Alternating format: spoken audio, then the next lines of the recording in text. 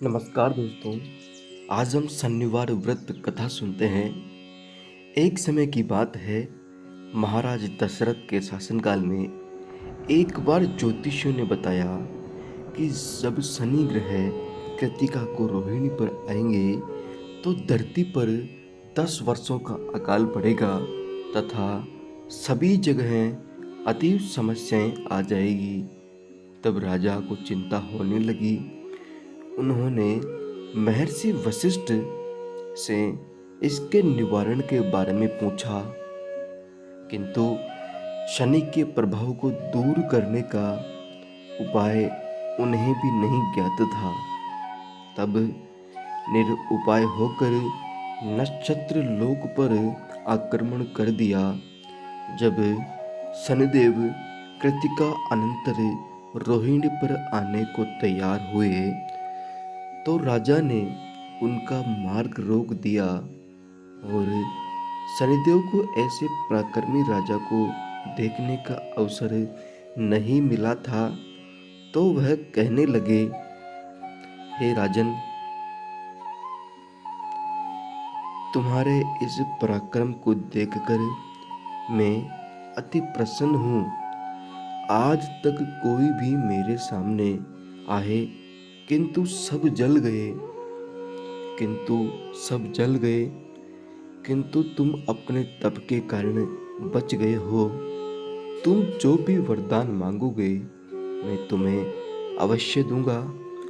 तब राजा ने कहा, महाराज आप रोहिणी पर नहीं जाएं। तो शनिदेव ने राजा की प्रार्थना स्वीकार कर ली और धरती का दरिद्रता से दूर करने वाले शनिदेव के व्रत की विधि बताई। उनमें यह भी कहा कि जो आपने मेरे कारण और मेरे मित्र राहु और केतु के कारण जो दुख भोग रहे हैं उनके लिए शनिवार का व्रत परम रक्षक होगा। इसके कारण संसार की सभी समस्याओं का कष्टों से मुक्ति मिलेगी। तब महाराज दशरथ अयोध्या को वापस आ गए और उन्होंने शनिवार की महिमा का प्रचार किया। तभी से इस व्रत का बड़ा प्रचलन है। तो दोस्तों, हमारे शनिवार व्रत की यह कहानी थी। आपको कहानी अच्छी लगी तो चैनल को जरूर सब्सक्राइब करें और शनिवार व्रत की विधि क्या है इसके बारे में जानते हैं। शनिवार व्रत में शनिवार की सुबह उठकर स्नान के बाद तिल और लौंग युक्त पीपल के पेड़ पर चढ़ाना चाहिए।